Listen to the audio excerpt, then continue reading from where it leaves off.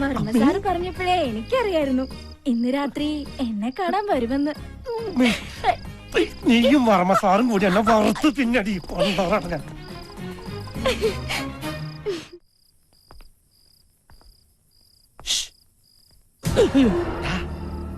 ഞാൻ അപ്പനെന്താ ഇരുട്ടത്ത്?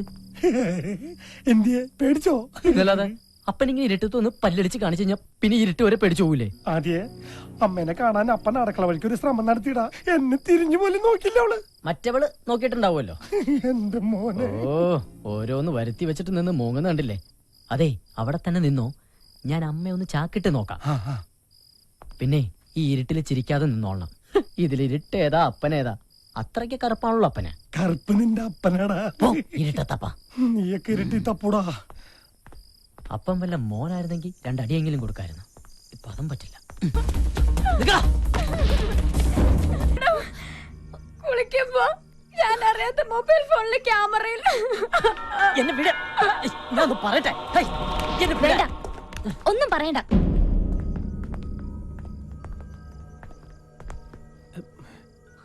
എല്ലാരും ഉറങ്ങ. മോളെ,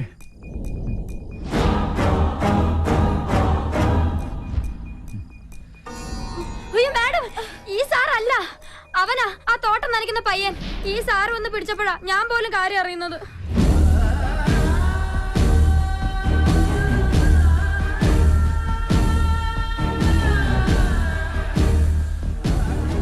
സാറേ, പിഴച്ച വഴിക്കൊന്നും പോവില്ലെന്ന് ആന്റണിക്ക് ഉറപ്പുള്ളതുകൊണ്ടാ ഞാൻ ആദ്യം സാറിനെ പരിചയപ്പെടുത്തിയത്. സാറിന്റെ മകൾ ഇവിടുത്തെ രാജകുമാരിയാണെങ്കിൽ ഈ നിൽക്കുന്നത് ഞങ്ങളുടെ രാജകുമാരനാ.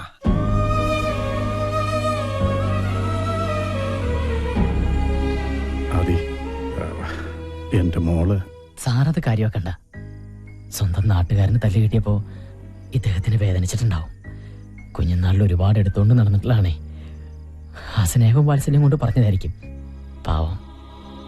അതി അന്യ പറഞ്ഞതിൽ ഒരു തെറ്റുമില്ല. തെറ്റുകാരി എന്റെ മോളാണ്. മോളെ, ഇന്ന് വരെ ഈ തറവാട്ടിൽ ഒരു പെണ്ണും ആണിനെ അടിച്ചിട്ടില്ല. മോള് ആദ്യോട് മാപ്പ് പറയാൻ. മാപ്പ് പറയാനുള്ള തെറ്റൊന്നും സാറിന്റെ മകള് ചെയ്തിട്ടില്ല. ഇങ്ങനെ ഒരു സാഹചര്യത്തിൽ കണ്ടാൽ ആരായാലും തല്ലിപ്പോവും. പിന്നെ മേഡത്തിന് അറിയാതെ പറ്റിപ്പോയൊരബദ്ധം. ഞാനത് ക്ഷമിച്ചിരിക്കുന്നു. അബദ്ധം പറ്റിയവരോട് ക്ഷമിക്കുന്നിടത്താണ് നമ്മുടെ മനസ്സിന്റെ മഹത്വം നമ്മളെ കാണിക്കേണ്ടത്. Good night.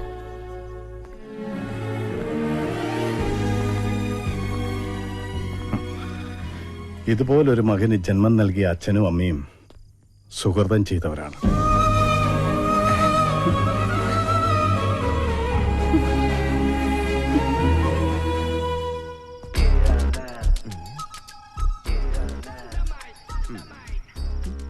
ബ്ലൂടൂത്ത് ഓണായി. ഈശ്വര, സാധനം കിട്ടണമേ.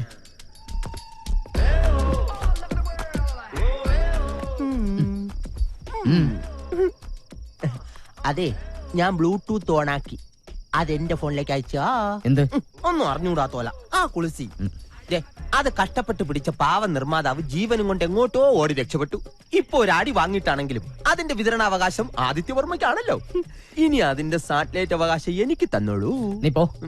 അല്ലെങ്കിൽ വേണ്ട, എന്റെ ഈ ഹോം തിയേറ്ററിൽ ഒന്ന് റിലീസ് ചെയ്തൂടെ? ഒന്ന് പോടാ. ഞാനൊരു മൊബൈൽ തിയേറ്റർ ഉടമയാണ് കേട്ടാ. വേണ്ട, ഒരു കുളിസി നിന്റെ കയ്യിലുണ്ടെന്ന് കരുതി ഇങ്ങനെ അഹങ്കരിക്കരുത്. വർഷങ്ങളായി ഷക്കീലപ്പടം കളിച്ചുകൊണ്ടിരിക്കുന്ന ഒരു മൊബൈൽ തിയേറ്ററാണിത്. തിയേറ്റർ ഉടമയോട് കളിച്ചാലേ വിതരണക്കാരൻ വിവരം അറിയും. വിവരം നിന്നെ പോല പറഞ്ഞ മനുഷ്യനോട് ഞാൻ അവസാനമായിട്ട് യാചിക്കുകയാണ്. ആ കുളിസി ഇതിലോട്ട് അയച്ചാടേ. എന്ത് തരൂല്ലേ? നീ തരണ്ടാ. നീ ഒറ്റയ്ക്ക് കണ്ട് മൃതി അടയടാ. ഇത് കിട്ടാത്തവന്റെ വിഷമം നിനക്കൊന്നും അറിയില്ലടാ. ഞാൻ ഇന്ന് എങ്ങനെ ഉറങ്ങുമെന്തോ. നിനക്കറിയോ, വിനാശകാലത്ത് ഏത് നല്ല തറവാട്ടിലും ഇതുപോലുള്ള അസുരവിത്തുക്കൾ വന്ന് ജനിക്കും. അതുകൊണ്ടാ ഞാൻ എന്റെ മോനെ കൊണ്ട് അവളെ കല്യാണം കഴിപ്പിക്കാത്തത്. കാണാനൊക്കെ സുന്ദരിയാ, പക്ഷേ മനസ്സ് രാക്ഷസിയുടെ. ഏട്ടത്തി പറയുന്നത് ശരിയാ. അവള് രാക്ഷസി തന്നെയാ, നിധി കാക്കുന്ന രാക്ഷസി. അവളെ വേണേ നമുക്ക് ഉപേക്ഷിക്കാം. പക്ഷെ ആ നിധിയുടെ കാര്യം ആലോചിക്കുമ്പോഴാ. അതുകൊണ്ട് മാത്രമാ ഞാൻ എന്റെ മോനെ കൊണ്ട് കല്യാണം കഴിപ്പിക്കാൻ നോക്കുന്നേ. എന്റെ ഭഗവാനെ, ഇതൊന്നും കാണാൻ ഇടവരുത്താതെ നീ നാത്തൂനെ നേരത്തെ വിളിച്ചത് എത്ര നന്നായി.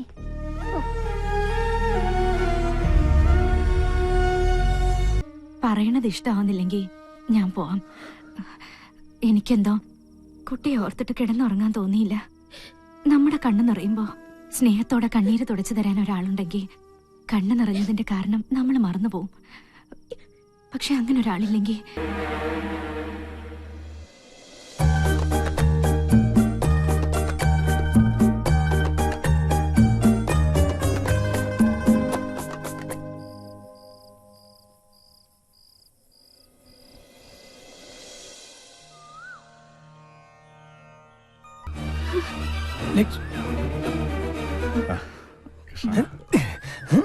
എന്താ അന്നി? ലക്ഷ്മിയെ കണ്ടപ്പോ ലീലയെ വേണ്ടാന്ന് വെച്ചോ? നീ തിരിച്ചയക്കാൻ നോക്കിയ ആളല്ലേ? ലക്ഷ്മിയുടെ ചില രീതികൾ കാണുമ്പോ എനിക്ക് എന്റെ ഭാഗ്യലക്ഷ്മിയെ ഓർമ്മ വരുന്നത്. ഇവർ ലക്ഷ്മിയല്ല അന്നി, മഹാലക്ഷ്മിയാണ്.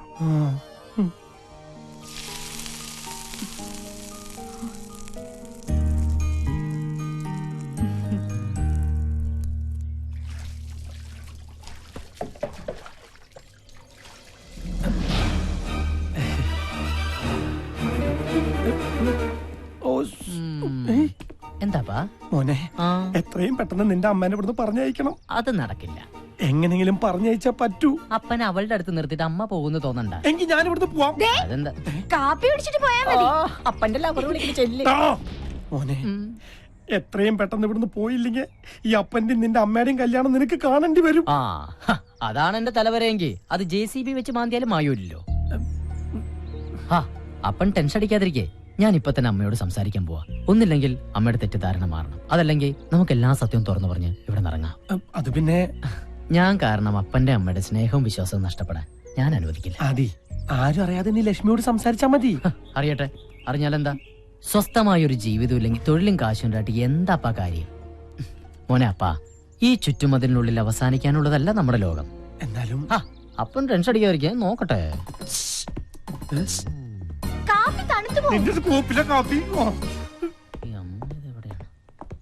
ലക്ഷ്മി അമ്മയ്ക്ക് തോന്നുന്നുണ്ടോ ഒന്നും ചിന്തിക്കാതെ ആദിയെ പോലെ റാണിന്റെ മുഖത്ത് തല്ലാൻ മാത്രം ധാഷ്ട്യമുള്ള പെണ്ണാ ഞാനെന്ന്? ഇന്നലെ രാത്രി ആദിയോട് സോറി പറയണമെന്ന് പലതവണ വിചാരിച്ചതാ, പക്ഷെ പറഞ്ഞില്ല. പറയാത്തൊരിഷ്ടം മനസ്സിലെവിടെ ഉള്ളതുകൊണ്ടായിരിക്കാം. ഇഷ്ടപ്പെടുന്ന ഒരാളെ അത്തരമൊരു സാഹചര്യത്തെ കണ്ട ആരും നിയന്ത്രണം വിട്ടു പോവില്ലേ? തീർച്ചയായിട്ടും പോവും. എന്തായി മോനെ, സംസാരിച്ചോ? അപ്പാ, ഇവിടെ ഒരുപാട് കല്യാണങ്ങൾ നടക്കും. നീ ടെൻഷൻ അടിപ്പിയാതെ കാര്യം പറ. അപ്പം ധൈര്യമായിട്ട് ടെൻഷൻ അടിച്ചോ. ടെക്നോളജിയുടെ ഒരു പോക്കേ. എന്റെ കാര്യവും പോക്ക.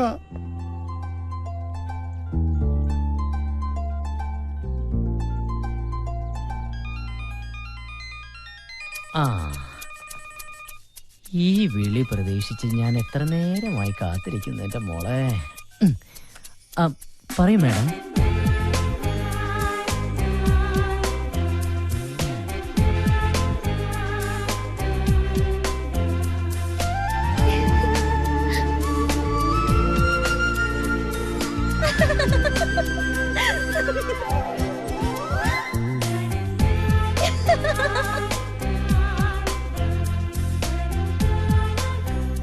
ചൂണ്ടയിൽ കൊത്തുമീനെ അങ്ങോട്ട്. ഈ മീനുകൾക്കൊന്നും ഒരു നാണമില്ല. അതങ്ങനെ കുളിസിയും കണ്ട് വളരുന്ന മീനുകളല്ലേ? പത്രമൊക്കെ പിന്നെ വായിക്കാം. എന്റെ കൂടെ വന്നേ. എന്താ? ഞാൻ വേറിട്ടൊരു കാഴ്ച കാണിച്ചു തരാം. ഒന്ന് വാ. വേറിട്ട് കാഴ്ചയോ? ഇനിയിപ്പോ കുളിസീനെങ്ങാനും ആണോ? ഏയ്, അതിപ്പോ അമ്മാവനെ കൊണ്ടുപോയി കാണിക്കൂ. എന്തായാലും ഇവിടെ കിടക്കട്ടെ, ഞാൻ നോക്കിയിട്ട് വരാം. ഇങ്ങോട്ട് വന്നേ. പറയാ കണ്ടോ? എന്റെ ചന്ദ്രപതിയുടെ പ്രാർത്ഥനയുടെ ഫലമാ. എന്ത് മിന്നു ദോശ ഇടുന്നതാ? ക്ഷേത്രങ്ങളായ ക്ഷേത്രങ്ങൾ മുഴുവൻ മുട്ടറക്കി എന്റെ മുട്ട മുഴുവൻ നീരാളിയാ. മുട്ടിറക്കാ പിന്നെ മുട്ടിനല്ലാതെ പെടലിക്ക് നീര് വരും.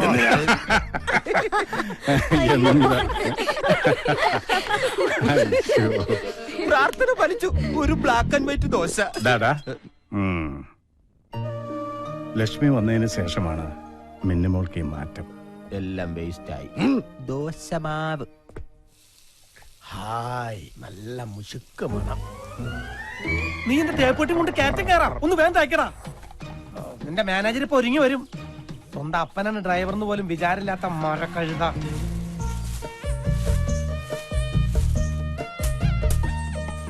ആണ് സഖി ഞാൻ വെറുമൊരു പാമ. നീ ഇവിടെ പൊട്ടനാന്നുള്ള കാര്യം മറക്കണ്ട കേട്ടാ. പൊട്ടന്മാർക്ക് സംസാരിക്കാൻ പാടില്ലെന്നല്ലേ ഉള്ളൂ, പാടാലോ. പാടാത്ത പൊട്ടനും പാടൂ, പാടാത്ത അയ്യോ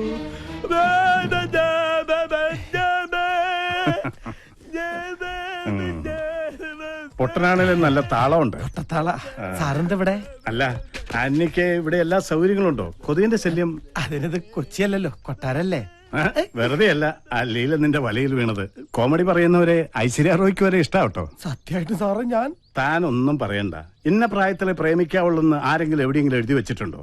ഈ പ്രണയം എന്ന് പറയണത് വാർദ്ധക്യം ബാധിക്കാത്ത ഒരു വികാരമാണല്ലോ. സത്യം പറഞ്ഞാൽ ഞാനും ഇപ്പൊ അത്തരത്തിലൊരു ഒരു ഒരു ഇതിലാണ്. അതേന്ന് മറ്റാരുമല്ല, ലക്ഷ്മി.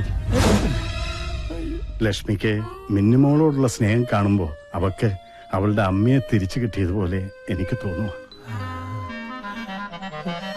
അതെ, തൽക്കാലം ഇത് മറ്റാരും അറിയണ്ട, ആന്റണി മാത്രം അറിഞ്ഞാൽ മതി.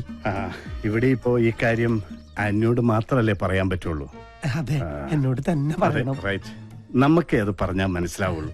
സമയമാകുമ്പോ ആന്റണി തന്നെ ലക്ഷ്മിയോടൊന്ന് സംസാരിക്കണം. ലക്ഷ്മിയോട് ഞാൻ പറയണം. എനിക്ക് നേരിട്ട് പറയാൻ ഒരു ഇതല്ലേ അതുണ്ടാവും. സ്വർഗത്തേക്കാൾ സുന്ദരമായ എന്റെ കർത്താവേ. ആന്യ വല്ലതും പറഞ്ഞു കാണുമോ? ചായ കൊണ്ട് വരുന്നുണ്ട്, നീ എങ്ങനെ ഫേസ് ചെയ്യും? എവിടെയാ തുടങ്ങേണ്ടത്?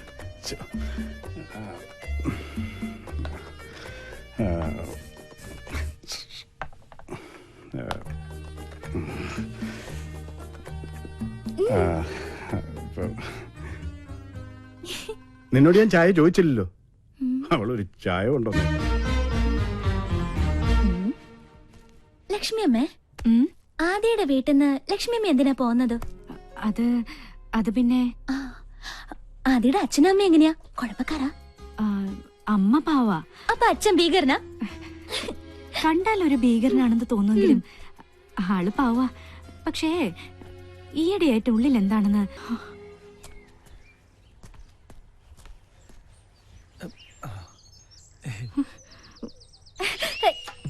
ഈ ആന്റണി ചായന്റെ ഒരു കാര്യം, എപ്പോ ഓഫീസിൽ പോകാൻ ഇറങ്ങിയാലും എന്നെ കാണണം.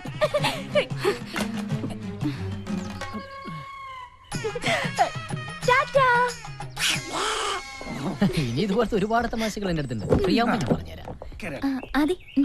അല്ല, ആദി സാർ മുന്നിലിരുന്നോട്ടെ. പിന്നിലിരുന്ന് എന്താ കുഴപ്പം? ഡ്രൈവ് ചെയ്യാൻ ബുദ്ധിമുട്ടുണ്ടോ ആന്റണി ചേട്ടാ? അങ്ങനെയാണല്ലോ പതിവ് സാറേ. പതിവില് പല പല മാറ്റങ്ങളൊക്കെ ഉണ്ടായിട്ടുണ്ട് അല്ലേ മിന്നു? ഡ്രൈവർ വണ്ടി എടുക്കൂ.